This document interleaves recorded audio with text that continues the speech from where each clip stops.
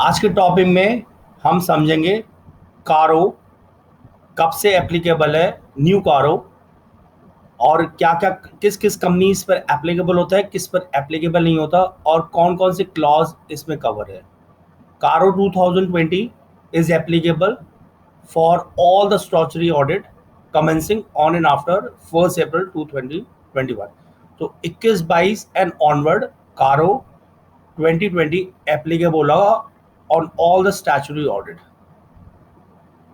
पहले वाले में 16 क्लॉज थे, पुराने वाले कारों में, नए वाले में 21 क्लॉज है। ये हर कंपनी को अप्लाई होगा एक्सेप्ट 1% कंपनी जिसमें एक ही डायरेक्टर होता है।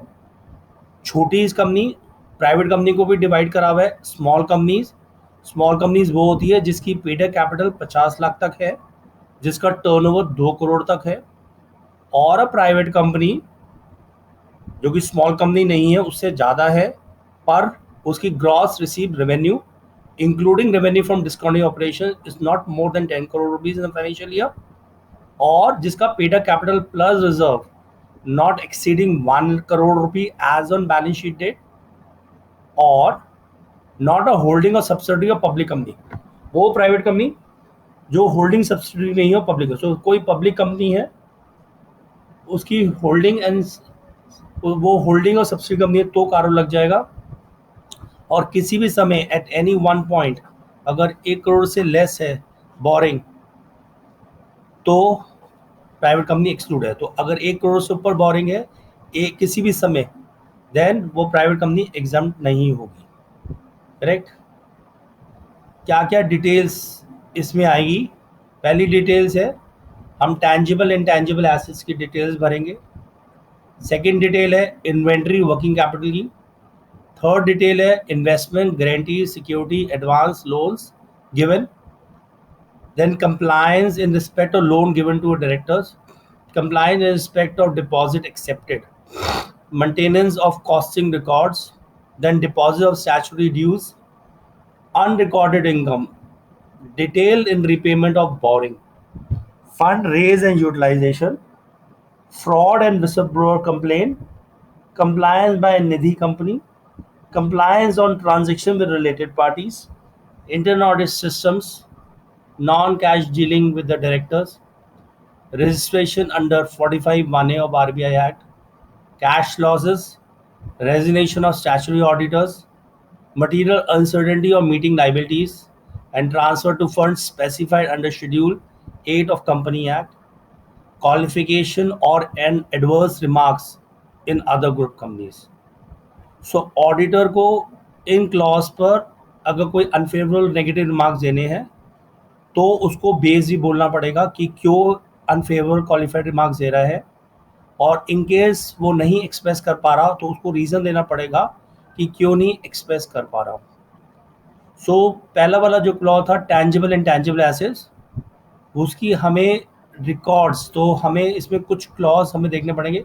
Weather record maintain by company display complete particulars on details like quantities, situation of fixed tangible and intangible asset, whether management has carried out physical verification at reasonable interval with the size of company, whether material discrepancies noted of physical verification has been accounted in the books, whether title deed pertaining to immovable property with the immovable properties are disclosed in financial statement are held in the name of the company. If title deed are not held in the name of the company, then following details further provided. Description, property detail, gross carrying value, held in which name, beneficiary कौन है ultimately, whether promoter, director, relative or employee, period held, indicate a range whether propagate, reason for not being held in the name नहीं है, company के नाम में क्यों नहीं है, उनके नाम पर क्यों है, whether revaluation has been done by the company of its plant, property, equipment or intangible asset or both during the year. If so, whether revaluation is based on valuation by register valuation. In case there is change upon revaluation, specify the amount of change if it is more than 10% of the net carrying value of each class of property. Whether any proceeding has been initiated or are pending against company for holding any Benami property under Benami Transaction Act 1988, rules made thereof. where the company had disclosed detail in a financial statement. फिर second law में है detail of inventories and working capital, where the company has carried out physical verification inventory reasonable interval. अगर 10% से ज़्यादा discrepancy of each class of inventory, whether वो books में account करी गई है नहीं करी, where the company during any point of time sanction working capital exceed 5 crore रुपए, our quarterly return statement filed by company with the financial institution bank in agreement with the books of account of the company. तो जो quarterly returns और statement company को financial institute में file करनी पड़ती है वो बुक से मैच कर रही है, अगर नहीं मैच कर रही तो क्या डिटेल्स है. फिर detail of investments, any guarantee security, advance loan given.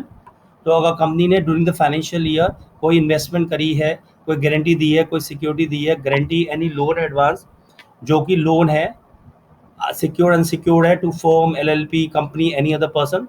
If a company has provided any advance provided loan, then following information need to be furnished: total amount given during the year, balance due at the balance sheet date with respect to such loan, advance, guarantee, security, total amount during the year and balance due as on balance sheet date.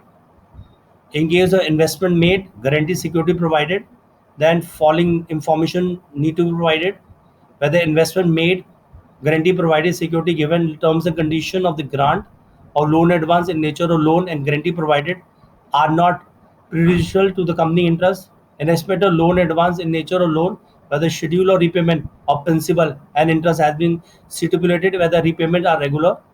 If the amount is overdue, then state the amount overdue for more than 90 days, whether reasonable steps have been taken by the company for recovery of principal interest.